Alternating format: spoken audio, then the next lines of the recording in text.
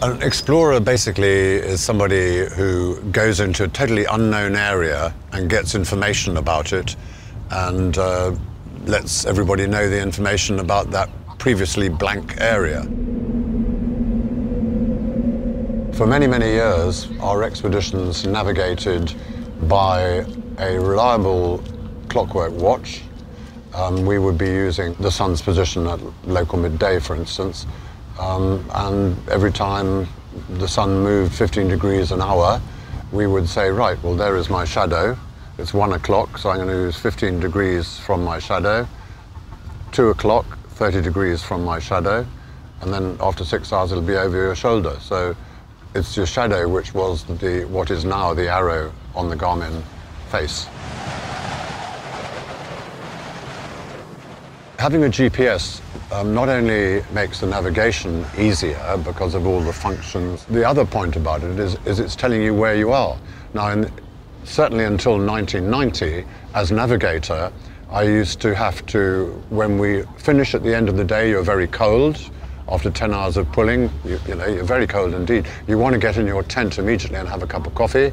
Well, the other person goes in, cooks everything. You're outside, you've got to put the sextant, you know, the theodolite up on the tripod. You've got to level the bubbles till it's dead accurate. And then you've got to find the altitude of a star or the sun. It might take you 40, 50 minutes to find the altitude. And when you've done that, you go into the tent, you've got another half hour with the sight reduction tables and the nautical almanac to work out exactly where you are. Now you go and you have a cup of coffee, you press a button and the Garmin will tell you where you are. Yeah, you have to be able in those areas to navigate very exactly. And the features that you may see during the moonlight periods could be very useful to you, but most of the time it's the waypoints that you must record, and that will be leading you almost as a blind person through areas of great danger.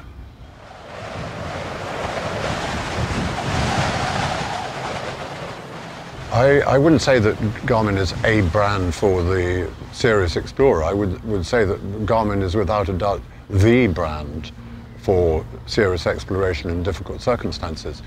It is meticulously designed, it's very, very robust. You are towing a very heavy weight, so you're breathing very hard. You're very likely to mist up your goggles or your visor or whatever, and therefore seeing a small arrow for direction, which is absolutely key to progress, needs to be very carefully thought out.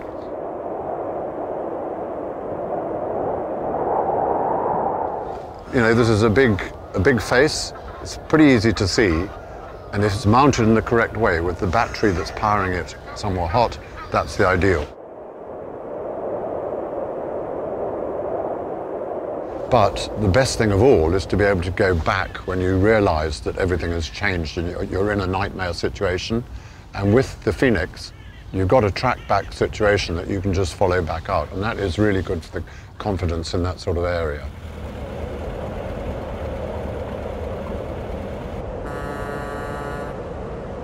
My job happens to be leading expeditions. That is how I make a living. Nobody pays me to do them, but they pay me afterwards, if they're successful, to write books about them and to give lectures all over the world.